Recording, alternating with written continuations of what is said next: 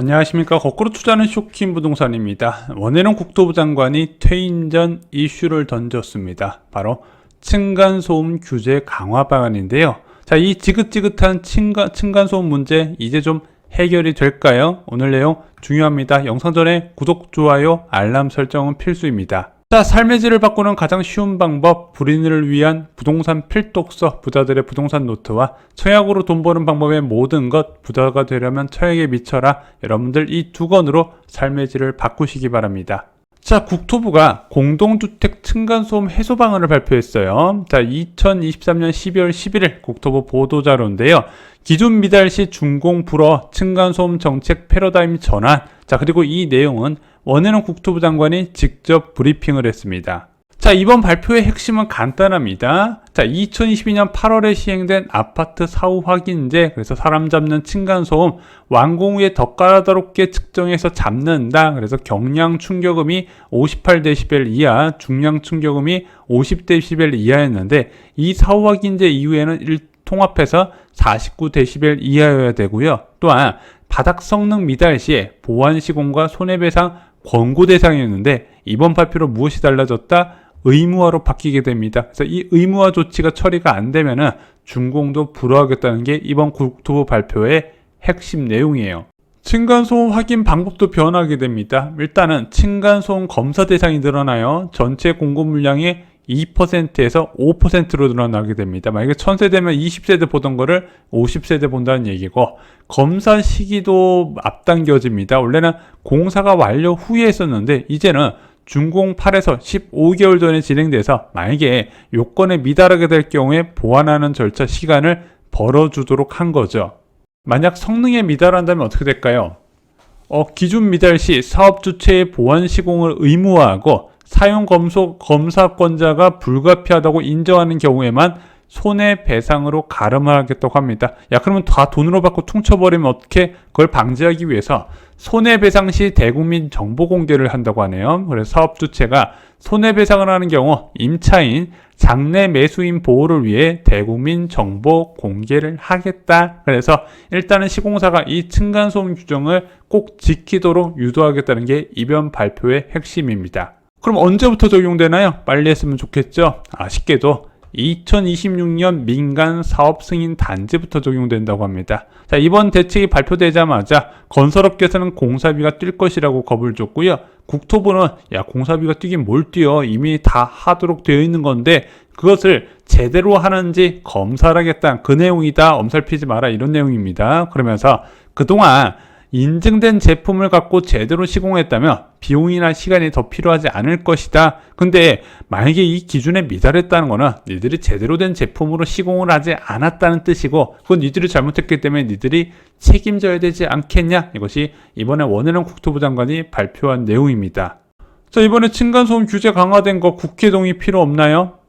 국회 동의 필요하다고 합니다. 주택법 개정이 필요하다고요. 왜냐면 이제 시공사한테 이제 층간소음 기준을 충족시키는 의무를 부여하는 내용이잖아요. 그와 관련된 내용이 주택법 개정으로 들어가야 된다고 합니다. 하지만 이번 현재 국회 임기가 얼마 안 남았죠. 그래서 총선이 끝나고 원구성이 새롭게 되면 조기에 시행될 수 있도록 국토부가 노력한다고 발표를 했습니다.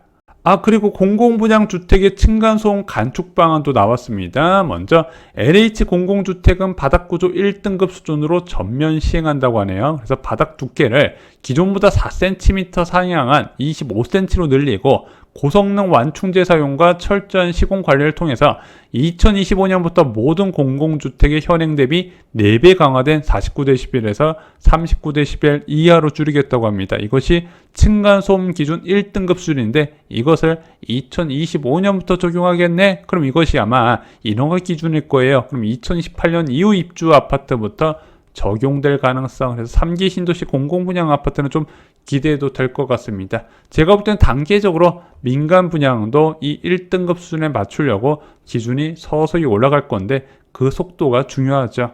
자, 아파트 거주자한테 가장 예민한 이슈는 바로 이 층간소음입니다. 이 층간소음 때문에 아파트로 못 들어가고 겁먹는 분들 많이 계시고, 나는 무조건 탑층만 간다. 아, 나는 층간소음을 많이 일으킬 것 같아서 1층만 간다. 이런 분들도 많이 계시죠. 하지만 이렇게 선택 여부와 상관없이 대부분이 층간소음 때문에 심각한 피해를 입고 있고, 그것이 실제 많은 범죄로 이어지는 상황입니다. 저는 개인적으로 이게 국토부가 너무 안이했다고 생각을 해요. 자, 층간소음 관련 규제가 처음 나온 시점은 바로 2005년 7월부터입니다. 그전에는 바닥 두께에 대한 기준이 없었어요. 그래서 120mm에서 180mm로 자유롭게 시공이 가능했습니다. 하지만 2005년 7월부터는 층간소음에 대한 이슈가 부각되면서 어떻게 바뀌었다? 벽식 구조는 210mm, 무량판 구조는 180mm, 라멘 구조는 150mm 이상을 제한하게 됩니다. 이때부터 대부분의 민간 건설사의 아파트는 벽식 구조로 되어 있었고, 벽식 구조의 두께가 210mm로 늘어나게 됩니다. 그리고 일부 이제 임대 아파트 같이 건설비를 줄여야 되는 아파트 같은 경우는 인정 바닥 구조를 적용해서 여전히 층간소음이 많은 구조로 공급이 돼요. 하지만 이럼에도 불구하고 층간소음 이슈가 끊이질 않자 2014년 5월 7일 이후에는요, 벽식과 무량판의 바닥 두께가 210mm로 통일이 되고요. 여기에 더해서 성능 인정 기준을 맞추는 방안이 추진이 됩니다. 라멘 구조는 바닥 두께 150mm 이상이 그대로 유지되어, 이 라멘 구조가 뭔가요? 기둥식 구조예요. 기둥식 구조이기 때문에 층간소음을 기둥이 다 흡수하면서 일반적으로 벽식 구조보다 훨씬 층간소음이 덜 나타난다고 알려진 구조이기도 합니다. 그 라멘 구조는 좀 봐주고, 층간소음이 많이 나타나는 벽식과 무량판의 기준이 강화돼요. 자, 그럼 슬라브 두께가 두꺼워졌습니다. 과연 차이가 있을까요? 제가 이 규제 이전에 지어진 아파트하고 이후에 지어진 아파트 다 살아봤는데, 개인적으로 느낄 때는 확실히 규제 강화된 이후의 아파트의 소음이 덜한 편입니다. 하지만 덜한 것이에요. 이것으로 층간소음 이슈가 없었다는 건 아닙니다. 2005년 7월 이전에 인허가 받은 아파트는 그냥 말도 안 되는 수준의 층간소음이 나타났고요.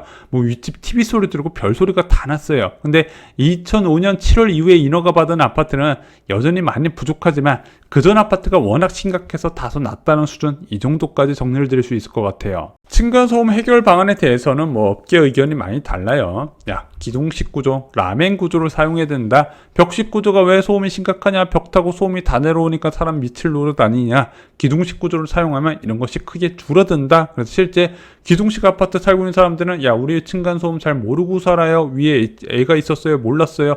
이런 의견이 간혹 있습니다. 반면에 야, 이건 기둥식 구조, 벽식 구조만의 구조로 갈릴 일이 아니다. 이미 벽식 구조에도 층간소음 저감 기술이 있다. 하지만 쓰지 않을 뿐이라는 거죠.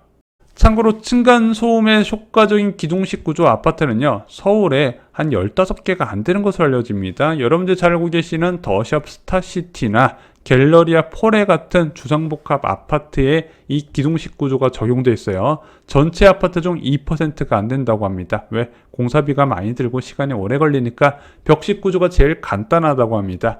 확실히 이 아파트 거주자는요, 대부분 층간소음이 적다는 의견을 많이 내줘요.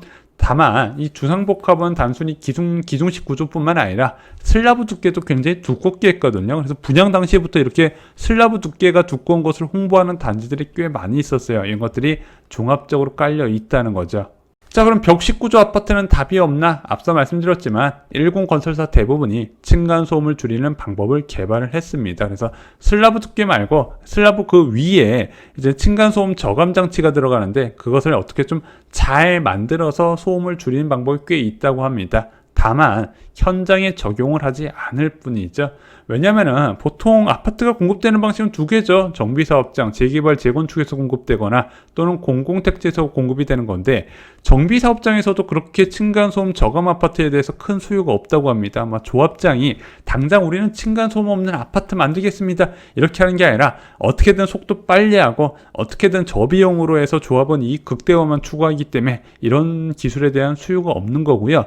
공공택지는 더욱더 사용 안 하죠. 왜? 어차피 잘 팔릴 땅을 이제 토지를 받아와가지고 공급하는 거기 때문에 그냥 적당하게 이익 최대한 나오게 지어서 팔기 때문에 이런 층간소음 저감 방법이 개발됐지만 사용되지는 않는 겁니다. 그래서 이런 층간소음 규제는요, 층간소음 절감 방식은요, 권고가 아닌 규제로 이루어져야 돼요. 근데 국토부는 그동안 야, 층간소음 줄이는 방법 사용하면은 혜택을 줄게, 그것만으로는 부족하다는 거죠. 혜택이 아닌 강력하게 규제로 강화시키는 방법이 나와야 된다는 겁니다. 자, 층간소음 없는 아파트를 건설하려면 들어가는 추가 비용이 얼마나 나올까? 2013년 기사 봤더니 공사비가 한 국평기준 1,000만 원 이상 정도 든다고 합니다. 어떤 기사에서는 평당 20만 원 정도 얘기를 해요. 자, 지금 한 10년 전이니까 10년 지나서 한 2천만 원 정도 늘어난다고 감안해 보겠습니다. 검단 84 타입 분양가가 이번에 5억 5천인데, 야, 이거 층간소음 저감 기술을 적용해서 5억 7천만 원에 분양하겠다. 청계 리벼부자의 73 타입이 12억의 분양가가 책정됐는데 12억 2천에 분양하겠다. 여러분이라면 2천만 원 더 주고 층간소음 없는 아파트를 선택하실래요? 아니면 2천만 원 아끼실래요? 아낀다고 생각하겠죠? 차라리 제대로 된 아파트에 들어가고 싶어하는 게 많은 수요자들의 공통적인 생각일 겁니다. 하지만 이 층간소음 규제가 분양가 상승으로 연결되는 것을 두려워하는 국토부도 저는 좀 많은 잘못이 있다 생각합니다. 자, 지난 10년 가까이 실질적인 발전 없던 층간소음 규제, 이번에 원해는 국토부 장관이 좀 무엇인가 바꿔보려고 하는 것 같습니다. 단 총선을 앞두고 퇴임을 앞두고 이제서야 나왔다는 거죠. 과연 국회에서 실현이 될까요? 그리고 그동안 역대 국토부 장관들은 뭐 했을까요? 많은 아쉬움이 남는 대목입니다. 이상으로 영상 마치겠습니다. 영상이 마음에 드셨다면요, 좋아요, 구독, 공유 꼭 부탁드립니다. 늘 감사합니다.